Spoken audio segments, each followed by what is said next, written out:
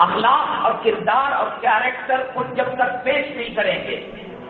رسول پاک صلی اللہ علیہ وسلم کے پاس ایک مہمان آیا تکلیف دینے کے لیے. اللہ کے نبی صلی اللہ علیہ وسلم نے کہا ازواج مطہرات سے ہے کوئی کھانے کی چیز؟ کسی نے ستو دیا, کسی نے آٹا دیا, کسی نے روٹی دی, کسی نے دودھ دیا. کم وقت ستانے کے لیے نبی کریم صلی اللہ علیہ وسلم کے دل کو تکلیف پہنچانے کے لیے کہا کہ اور لاؤ تاکہ نبی کریم صلی اللہ علیہ وسلم فقر و فاقہ گھر کے اندر ہو, گھر میں تنگی ہو.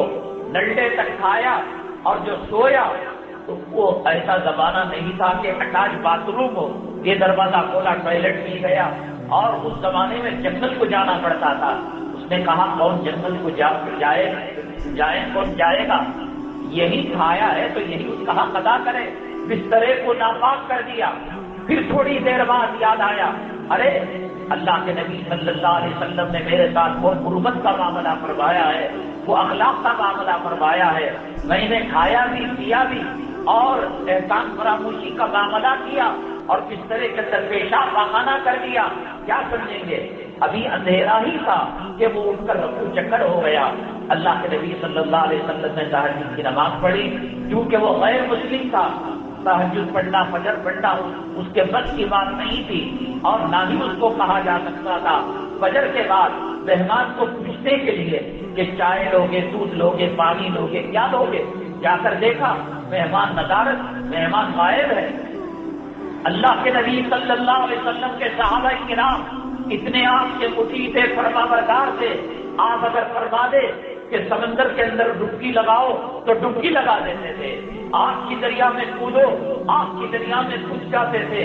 لیکن اللہ کے نبی صلی اللہ علیہ وسلم نے کسی صحابی کو, حضرت صدیق اکبر, حضرت عمر فاروق, حضرت عثمان غنی, ہزاروں صحابہ تھے آپ کی بات ماننے کے لیے اور اس بسترے کو صاف کرنے کے لیے تیار تھے. اللہ کے نبی صلی اللہ علیہ وسلم نے فرمایا کہ میرا مہمان ہے, میں خود اس کو اٹھاؤں گا, میں اس کو صاف کروں گا.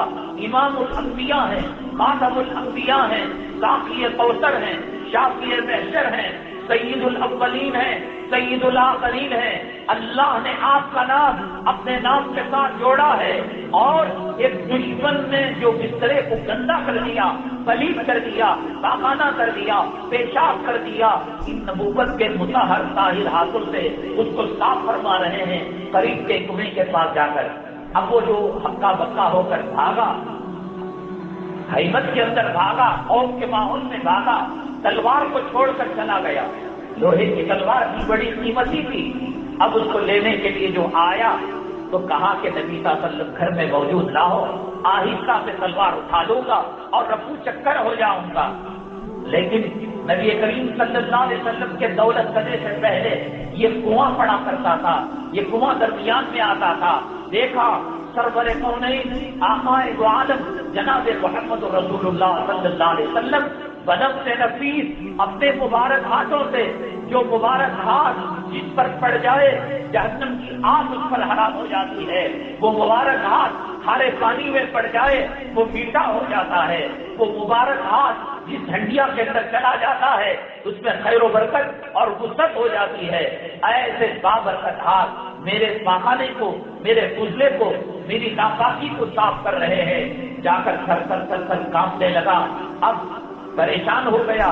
اللہ کے نبی صلی اللہ علیہ وسلم نے ہاتھوں کو دھویا, جسم کو دھویا, کہیں بدبو نہ ہو اور سینے سے لگا لیا اور فرمایا میرے بھائی کیا میرے گھر والوں کی طرف سے کوئی تکلیف ہو گئی تجھے؟ مہمان نوازی کے اندر کوئی پریشانی ہو گئی؟ یہ نہیں کہا کہ اتنا کھا کر تو احسان فراموش ہے, جس پلیٹ کے اندر کھایا تھا اسی کو سوراخ کر کے چلا گیا. آپ نے کچھ نہیں فرمایا, سینے سے لگا لیا اور کہا مجھ سے نہ صحیح میرے گھر والوں سے کوئی اونچ نیچ ہو گئی ہو, کوئی غلطی ہو گئی ہو تو معاف فرما دیجیے گا. اتنا کہنا تھا, آنکھوں سے زارو قطار آنسو ٹپکنے لگے. اللہ کے نبی صلی اللہ علیہ وسلم آپ نے بسترے کو صاف نہیں کیا بلکہ کفر سے, شرک سے, یہودیت سے, نصرانیت سے, عیسائیت سے, جہنم کے آگ سے، اللہ کے عذاب سے میرے دل کو پاک کیا. آج بڑھائیے، کل تک جو دشمن تھا اور دشمنی کی حالت میں رات گزری تھی، آج سورج غروب ہونے سے پہلے آپ کے غلاموں میں میرا نام آ جائے گا. آج بڑھائیے، میں کلمہ پڑھ کر مسلمان ہونے کے لیے تیار ہوں.